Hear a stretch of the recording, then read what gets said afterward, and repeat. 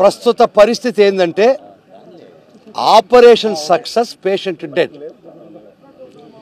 వారు పెట్టినటువంటి life punishment section ఇది ఈ కేసుకు పనికిరాదు.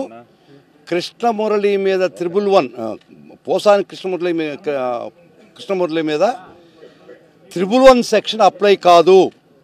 ఇది పనికిరాదు, ఇటువంటి అఫెన్సెస్లో 111 పెట్టడానికి లేదు అని కోర్టు వారు చాలా స్పష్టంగా చెప్పడం జరిగింది. Obscenity section 67 of IT act కూడా ఇందుకు పనికిరాదు, ఇక్కడ పెట్టడానికి లేదని చాలా స్పష్టంగా చెప్పడం జరిగింది. కానీ 2 సెక్షన్లు ఉన్నాయి. వర్గ వైషమ్యాలు క్రియేట్ చేసేదానికి 196 అండ్ 353 క్లాస్ 2 ఈ 2 అఫెన్సెస్ 5 సంవత్సరాల లోపల పనిష్మెంట్, 5 సంవత్సరాల పనిష్మెంట్.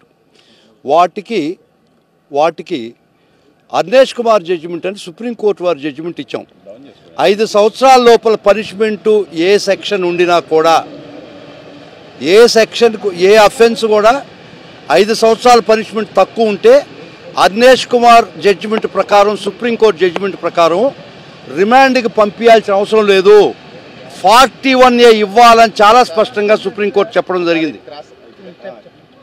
చాలా స్పష్టంగా 5 సంవత్సరాల లోపల శిక్ష ఉంటే ఏ అఫెన్స్కి కూడా 2 సెక్షన్లే పనికొస్తాయని కోర్టు వారు నిర్ణయించడం జరిగింది.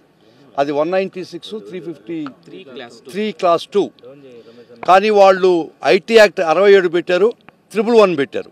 111 ఐటీ యాక్ట్ ఇటువంటి కేసులు పెట్టడానికి లేని చాలా స్పష్టంగా కోర్టు వారు చెప్పడం జరిగింది. కానీ ఈ 2 సెక్షన్లు 5 years పనిష్మెంట్ లోపల ఉన్నాయి కాబట్టి దాన్ని ఆయన నమ్మినాడు కాబట్టి, కోర్టు వారు నమ్మారు కాబట్టి నేను రిమాండ్కి పంపిస్తున్నాను ఆర్డర్ ఇవ్వడం జరిగింది. దానికి ముఖ్యంగా మేము 5 years అఫెన్స్ ఏదైతే పనిషబుల్ ఉంటుందో దానికి అర్నేష్ కుమార్ సుప్రీంకోర్టు వారు చెప్పినటువంటి తీర్పు ప్రకారం రిమాండ్ చేయడానికి లేదు, 41A పంపించాలని మేము చాలా తీవ్రంగా వాదనలు వినిపించడం జరిగింది. కానీ మా వాదనలు సుప్రీంకోర్టు జడ్జిమెంట్ ప్రకారం కూడా మేము చెప్పిన వాదనలు పరిగణలోకి గౌరవ కోర్టు వారు తీసుకోలేదు. కాబట్టి ఆపరేషన్ సక్సెస్, పేషెంట్ డెడ్. ఇంత సుదీర్ఘంగా ఎందుకు వాదనలు? ఇది స్టేట్ స్పాన్సర్డ్ కేసు అండి. ఇది ఎవడైనా కంప్లైంట్ పెడితే కంప్లైంట్ రోల్ చేస్తారు, ప్రాసిక్యూట్ చేస్తుంది. కానీ ఇక్కడ స్టేటే పర్సిక్యూటర్గా తయారైంది, స్టేటే కేసు పెట్టిస్తుంది, కేసే దీన్ని ముందర తీసిపోతుంది, స్టేటే దీన్ని అరాచకమైనటువంటి ఒక పాలన క్రియేట్ చేసి అన్ని వ్యవస్థల్ని, ఏది న్యాయ వ్యవస్థను కాదు బాబు, అన్ని వ్యవస్థల్ని వారి గుప్పిట్లో పెట్టుకొని, ముఖ్యంగా పోలీసు వ్యవస్థను వారి గుప్పిట్లో పెట్టుకొని, అదే ఈరోజు కోర్టు వారు చెప్పడం జరిగింది. 111 పెట్టారు అంటే లైఫ్ పనిష్మెంట్ దానికి. కానీ మేము చాలా వరకు సక్సీడ్ అయినాం, మా వాదనలో నిజం ఉందని కోర్టు వారు ఒప్పుకున్నారు. 111 ఈ కేసుకు అప్లై కాదు అని స్పష్టంగా చెప్పాడు. అబ్సీనిటీ గురించి సెక్షన్ 67 ఐటీ యాక్ట్ అది కూడా అప్లై కాదన్నారు. కానీ వర్గ వైషమ్యాలు క్రియేట్ చేసే 2 సెక్షన్లు ఉన్నాయి కాబట్టి అది ఆ సెక్షన్ దీనికి అనువర్తిస్తాయని నిర్ధారించాను కాబట్టి రిమాండ్ పంపిస్తున్నాను చెప్పారు. కాబట్టి మెజారిటీ చెప్తారు కదండి, మోకాటిలో మొలలోతు కష్టంలో మొలలోతు కష్టంలో మోకాటిలోతు ఆనందం మాకు జరిగింది. సో ఇట్స్ 50-50 అంతే. నిజంగా లైఫ్ పనిష్మెంట్ 111 ఉంటే చాలా ఇబ్బంది పడి ఉండేవాడు ఆయన. సో అది కోర్టు వారు దయచేసి మా వాదన పరిగణనలో తీసుకొని అది కుదరవని చెప్పారు కాబట్టి వేర్ హ్యాపీ. వైఎస్ఆర్సీపీ నేతలు జైలుకు పంపడమే ఈ ప్రభుత్వ లక్ష్యం అనుకుంటున్నారా? అంతకన్నా ఇంకేం లేదండి. వారు అధికారంలోకి వచ్చింది ప్రజలకు ఏదో మేలు చేస్తారని సూపర్ 6 ఏదో 6లు పెట్టారు, అవన్నీ గాలికి వదిలేసి ఈ అధికారంలోకి వచ్చిన ముఖ్య లక్షణం కూడా అరాచక పాలన చేసి ఎవరైతే గొంతెత్తుతారో, ఎవరైతే గొంతుకు వినిపిస్తారో, ఎవరైతే వాళ్ళ హిట్ లిస్ట్ టార్గెట్ లిస్ట్లో ఉండారో అది ఫిక్స్ చేసుకొని ప్రతి ఒక్కరి మీద వెంటాడుతున్నారు. మా పోరాటం కొనసాగద్ది. ఖచ్చితంగా అది ఎవరు ఏ కార్యకర్త గారి నాయకుడు కానీ భయపడాల్సిన అవసరం లేదు.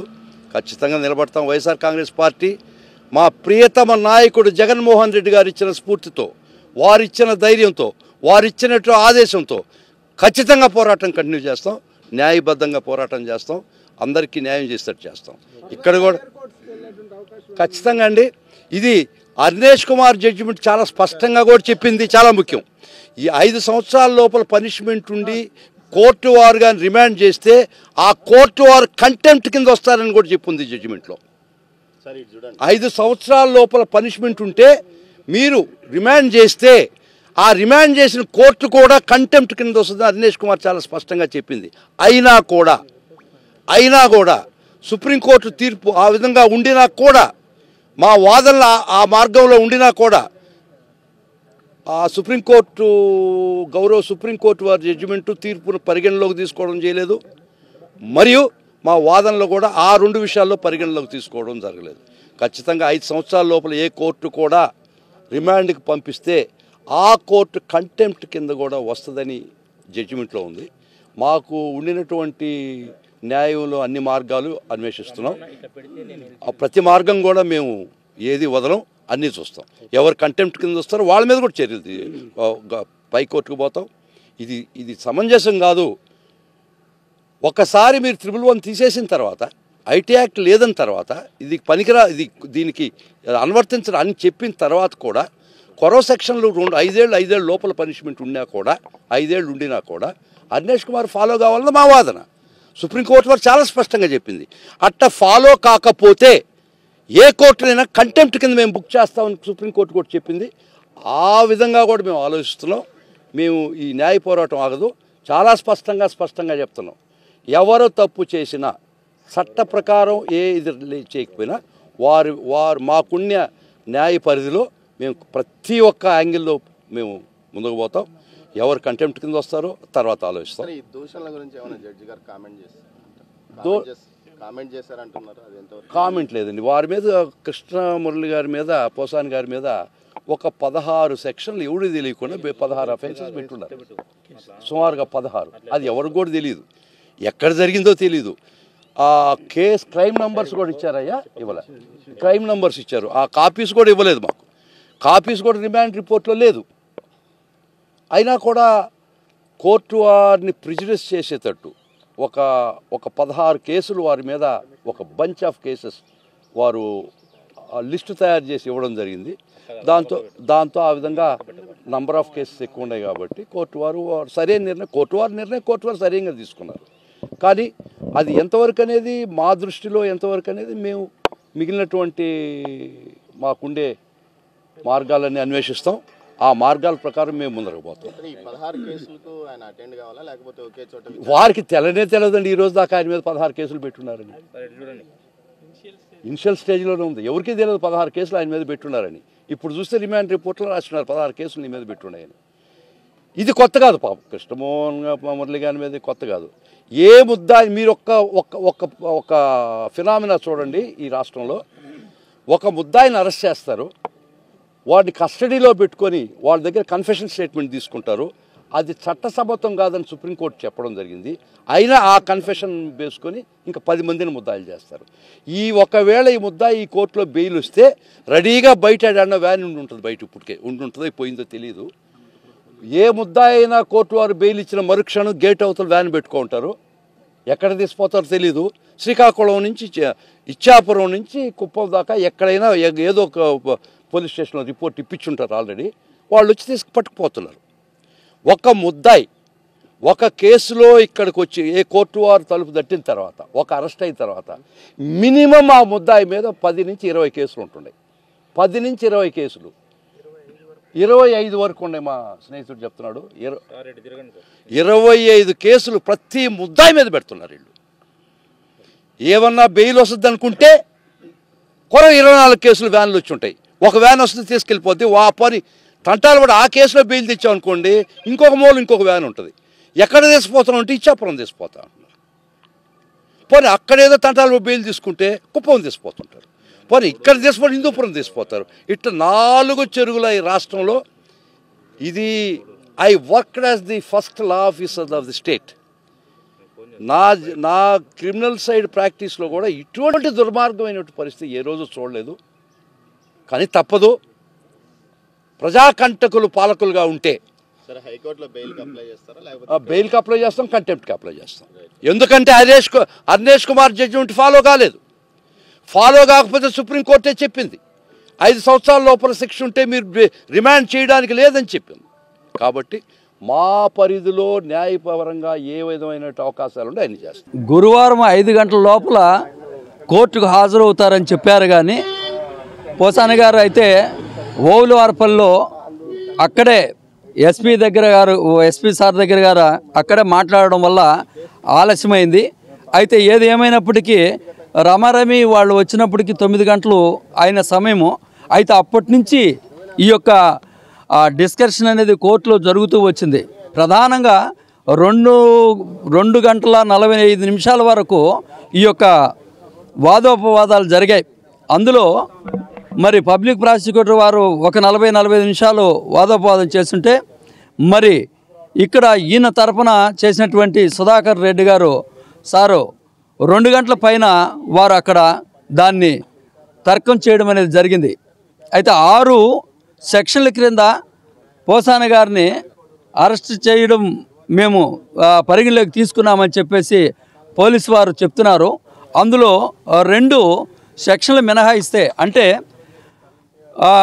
196, 353(2) అనే దాంట్లో ఆ 2 సెక్షన్లు మినహాయిస్తే తక్షణ సెక్షన్ల కిందకి ఆలోచించి జడ్జి గారు చిట్ట చివరకు ఇప్పుడు అనగా 28వ తారీఖు ఉదయం అర్లీ మార్నింగ్ 8:45కు జడ్జిమెంట్ ఇవ్వడం అనేది జరిగింది. ఈ 8:45లో జడ్జిమెంట్ ఏ విధంగా ఇవ్వాలంటే మార్చి 12th వరకు ఆయన్ని రిమాండ్లో పెట్టుకోవాలా అని చెప్పి మేజిస్ట్రేట్ గారు చెప్పారు. ఎందుకు ఈ విధంగా చెప్పాల్సి వచ్చిందన్నప్పుడు అక్కడ జరిగినటువంటి వాదోపవాదాల్లో సెల్ఫ్గా పోసాని గారు తనకు తాను చెప్పుకుంటున్నారు. పవన్ కళ్యాణ్ గారు తన అభిమానుల చేత నన్ను, నా కుటుంబాన్ని వారి ఇష్టానుసారంగా మాట్లాడారు.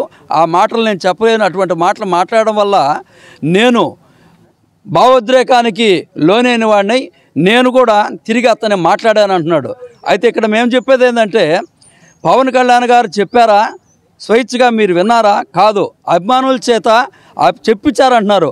అది నిజమేంతో అబద్ధమేంతో తెలియదు. కానీ తన ఊహను బట్టి తను ఊహించుకొని తన ఇష్టానుసారంగా పవన్ కళ్యాణ్ గారిని నోటుకొచ్చినట్టు మాట్లాడడం, అదేవిధంగా అనేక రకమైనటువంటి పెన్ డ్రైవర్లో ఉన్నాయి.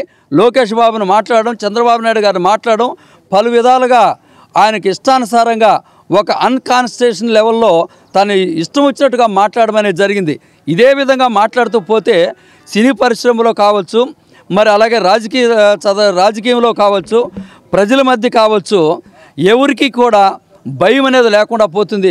ఒకరి ఈ విధంగా మాట్లాడితే వారిని సంబంధించినటువంటి వారు, అభిమానించేటటువంటి వారు మనోభావాలు దెబ్బతిని ప్రజల్లో అల్లకోలం అయిపోతుంది. ఇలాగనే దీన్ని కొనసాగించకుండా ఇక్కడికి ఫుల్ స్టాప్ పెట్టాలా, ఎక్కడ ఎవరు తప్పు చేసినా సరే దీనికి చర్య తీసుకోవాలా. ఈ చర్య తీసుకోవడం వల్ల వారికి భయం అనేది కలుగుతుంది. ప్రజల్లో భయభీతితో ఆచితూచి మాట్లాడే అవకాశం ఉంటుందని చెప్పేసి మా మేజిస్ట్రేట్ గారు వారు ఈ యొక్క నిర్ణయాన్ని తీసుకోవాల్సి వచ్చింది. 6 సెక్షన్లు ఉన్నాయి.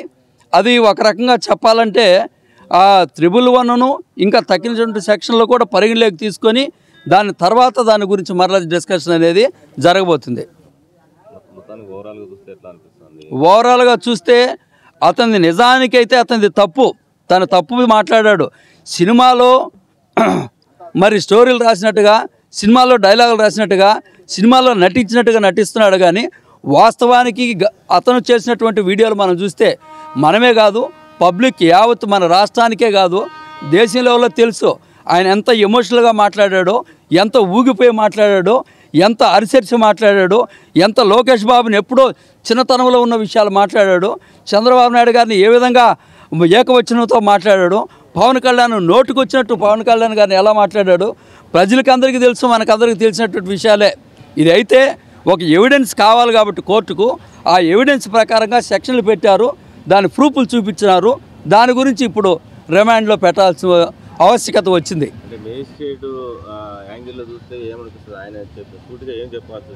ఆయన సూటిగా చెప్పింది ఏంటంటే, అక్కడ మార్చి 12th వరకు ఇతనికి మేము రిమాండ్ ఇస్తున్నామని చెప్పారు.